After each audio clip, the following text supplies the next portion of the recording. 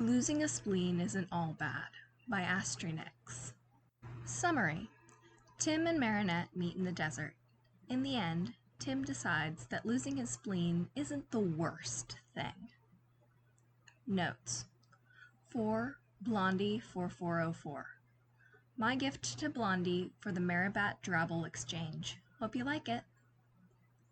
This is just great, Marinette grumbled, trudging through the hidden assassin base.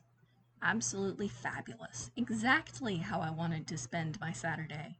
Sneaking through a cave from a freaking assassin base because they decided to kidnap me for the miraculous. Clag cackled. I don't know what you mean, Bug. This is the best way to spend a Saturday. Marinette shot him a deadpan look. Don't even, Plag. Plag laughed harder, almost falling out of the air. Marinette smirked. Serves you right. Before Plag could tease her any more, they came upon the end of the hallway.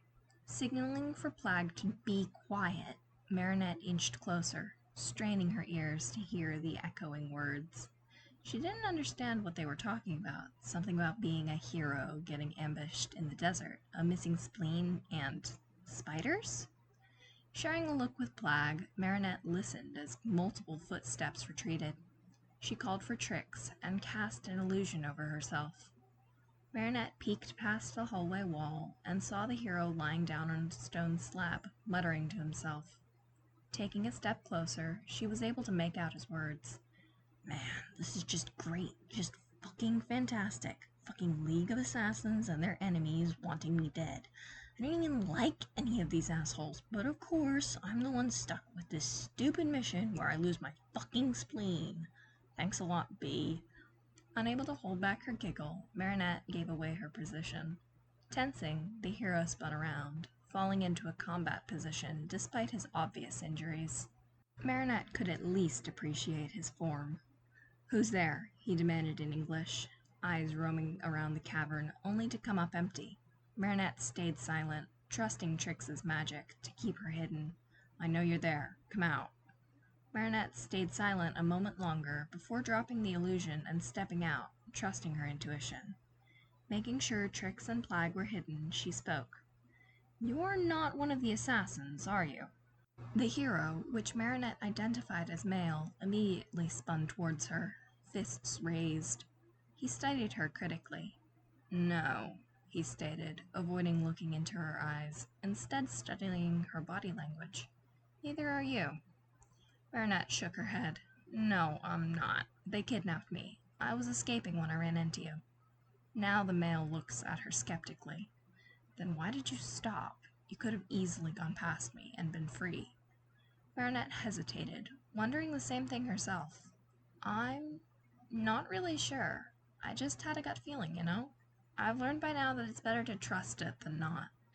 He nodded, scanning her for any sign of dishonesty, when he suddenly stepped back, staring at something on her stomach. He trailed off, eyes wide, leaving Marinette confused. What? She glanced down towards where he was looking, seeing her soul mark exposed through a cut in her shirt. She immediately twisted her shirt in a futile attempt to hide the tattoo. What about it? Still unable to speak, he silently moved the bandage around his waist to the side, exposing his soul tattoo. A soul tattoo that matches hers. My soulmate, Marinette whispers, staring at the tattoo in awe. She was now even more glad that she had decided to learn English. She's gone! Both Marinette and her soulmate tense, sharing a look. The Grand Guardian has escaped! And that's my cue to leave, Marinette said, scanning the room for an exit. Wait, why did they kidnap you? He asked, pulling her one way. Also, I'm pretty sure the exit's this way. Marinette skeptically glanced at him, but at the Kwame's insistence, as shown by their tapping, she decided to trust him. I'll tell you that another time. Right now, we need to leave. Her soulmate nodded, glancing back at her. By the way, my name's Tim Drake. Marinette smiled. Nice to meet you, Tim Drake. I'm Marinette Dupain-Cheng. Are you telling me that you seriously jumped into a T-Rex's mouth? Tim exclaimed, looking at her incredulously. The Kwamis giggle as Marinette huffs, crossing her arms and looking away from her soulmate. It was a perfectly safe plan. You blackmailed Batman into becoming his sidekick. Tim sputtered. Hey, he needed a Robin. Marinette giggled, and Tim soon joined in. The laughter stopped, however, when Tim winced, holding his stomach. How are you doing? He shrugged. About as well as I can be, considering I had an impromptu surgery in the middle of the desert. Marinette winced. Yeah. Marinette looked down. Tim noticed, immediately bumping his shoulder against hers. Hey, it's not all bad. I mean, without that impromptu desert surgery, I might not have met you for a long time. He winked and gave her his biggest smile. She smiled back. Yeah, I guess that's true. She smiled before looking around. Come on, we need to find shelter. However, before she could step forward, Tim interrupts her. Hey, Bean? Yeah? Didn't you say you had a miraculous that can teleport? Marinette paused, eyes widening. I'm so dumb. Literally the dumbest person to ever walk the planet. I've reached a new level of stupid. Tim poked her in the side. Hey, no, you're not. Don't you have, 20 of them with all different abilities? Marinette nodded. And you were just kidnapped and met your soulmate? It's perfectly reasonable to have forgotten. You remembered now, so let's get out of here. Marinette smiled. Where should we go? Tim tilted his head before smirking evilly.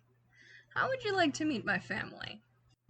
Stepping out of the portal and into the Batcave, Tim took a long sip of his iced coffee, ignoring the incredulous stares of his family. Instead, he turned back to the portal and held out his hand, smiling as Marinette took it. What you got there, Red? Jason asked, staring from his brother to the girl with his brother. Staring into Jason's eyes, Tim took another long sip of his coffee. Iced coffee. As they all stared at her soulmate, Marinette took a sip of her own iced coffee, eyes going from one person to the next, like a tennis match. Tim stared defiantly at his family, still drinking his coffee. Red Robin, Batman sighed, rubbing a hand down his face. Who is this? Marinette smiled. This is Ladybug. I met her in the desert. Everyone once again stared. Father, I think the lack of sleep has finally corroded his brain, Robin declared, glaring at the teens. They both stared at him and, in perfect sync, sipped their coffees. Batman let out another long-suffering sigh. And why did you bring her to the cave? Tim shrugged. She's my soulmate, and she knows, my whole life story. The entire room was silent. Plus, she was kidnapped by the League of Assassins because she's the guardian of a bunch of tiny gods. Once again, Jason was the one to break the silence. What? And I cannot stress this enough, the actual This concludes the reading of Losing a Spleen Isn't All Bad by astrynyx. Read to you by Mystic Malady.